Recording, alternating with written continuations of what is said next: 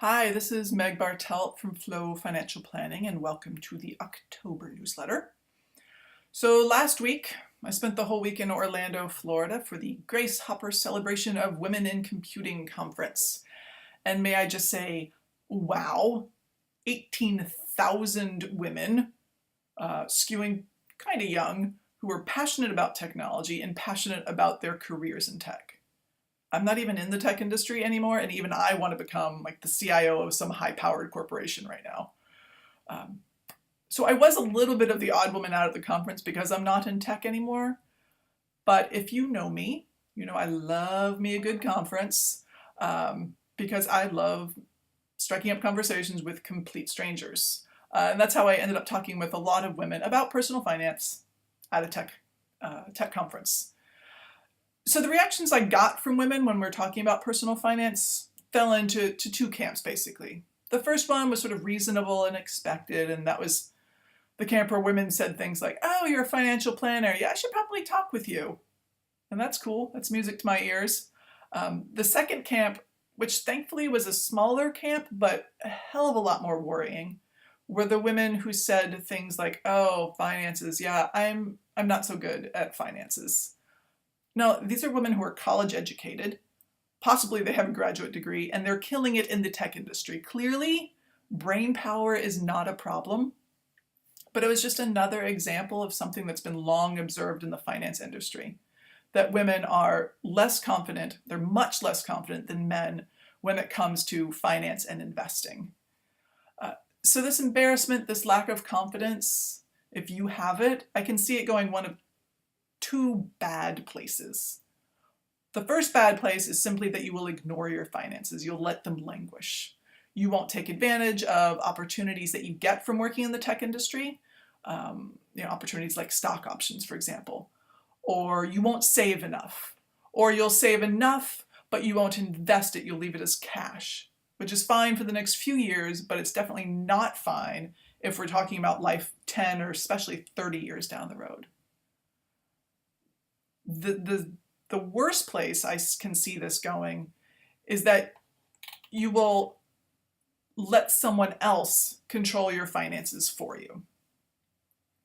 Now, I'm a financial planner, so obviously my paycheck depends on people reaching out, people wanting guidance in their finances, and that's not what I'm talking about.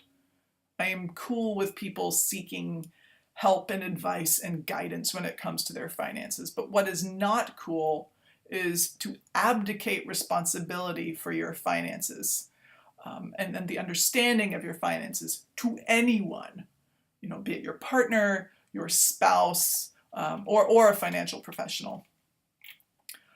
So instead of being involved in your own finances, understanding how they work and why you're doing the things you're doing, you'd let someone else make all the decisions for you.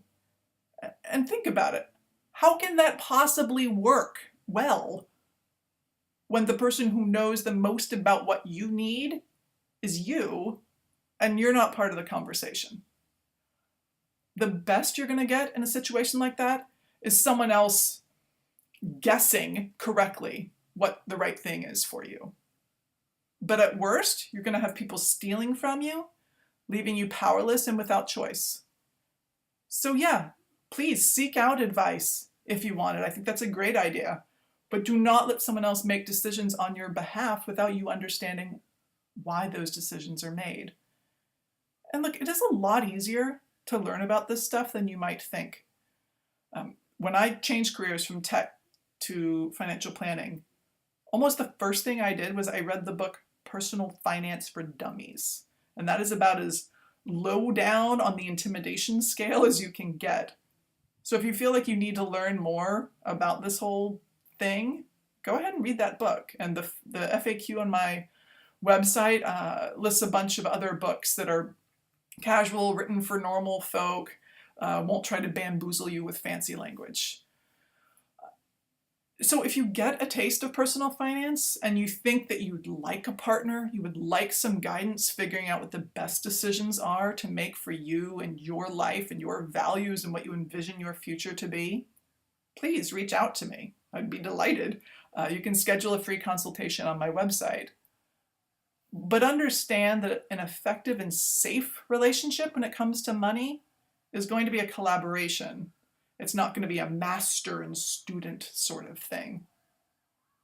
So again, this is Meg Bartelt from Flow Financial Planning. I hope you have enjoyed this video, maybe gotten a little bit of inspiration from it, and I will see you next month.